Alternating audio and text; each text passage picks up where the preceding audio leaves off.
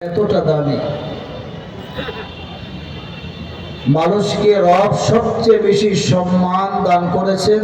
আবার এই মানুষ সম্পর্কে রব বলেন, ইন্নাল ইনসানা লিরাব্বিহি লাকানুদ। আল্লাহ বলে মানুষ যেমনিভাবে সৃষ্টির সেরা, এই মানুষকে আমি রব সৃষ্টি করেছি, আমি জানি তাদের স্বভাব। আল্লাহ বলে এই মানুষগুলো আমার সৃষ্টির মধ্যে সবচেয়ে নিমুখ হারাম। মানুষের মতো নিমুখ হারাম জাতি জগতে অন্য কোনো জাতি নাই। প্রশ্ন হলো, আল্লাহ মানুষকে এতটা মর্যাদার সম্মান দান করলেন কেন?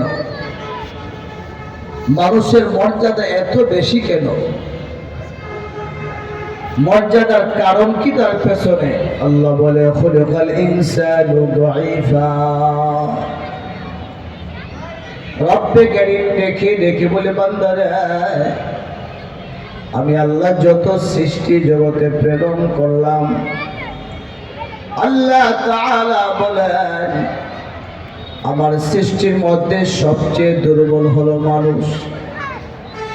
আপনারা জানেন যার 4টা-5টা সন্তান থাকে, যে সন্তানটা দুর্বল, যে সন্তানটা প্রতিবন্ধী হয়, আম্মা আব্বা সে সন্তানকে একটু বেশি আদর করে। কথা বলে ঠিক কিনা? আল্লাহ বলে আদম সন্তান, আমার সৃষ্টির মধ্যে মানুষ সবচেয়ে দুর্বল হওয়ার কারণে আমি আল্লাহ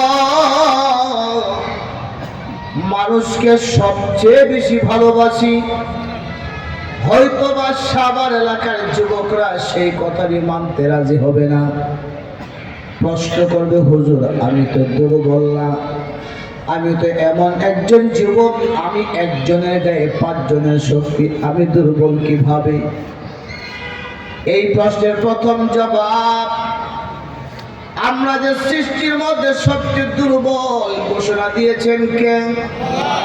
সুতরাং আমার আপনার কথাটি বুঝে আসুক বা নাই আসুক, রবের কথা সত্য না মিথ্যা? 1 নাম্বার প্রমাণ হয়ে গেল মানুষ সবচেয়ে দুর্বল। দ্বিতীয় প্রশ্ন হতে পারে, আল্লাহ সবচেয়ে দুর্বল মানুষকে বানাইলো, বুঝে আসে না।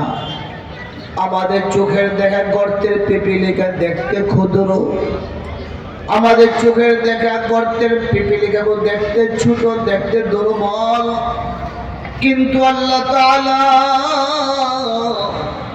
পিপিলিকাকে দুর্বল না বলে মানুষকে দুর্বল বলল কেন?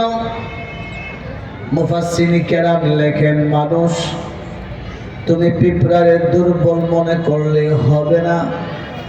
রব্বে কারীম পিঁপড়ার গায়ে মানুষের চেয়ে শক্তি দিয়েছে বেশি। সুবহানাল্লাহ। এ মুসলমান কেন বুঝে আসে না?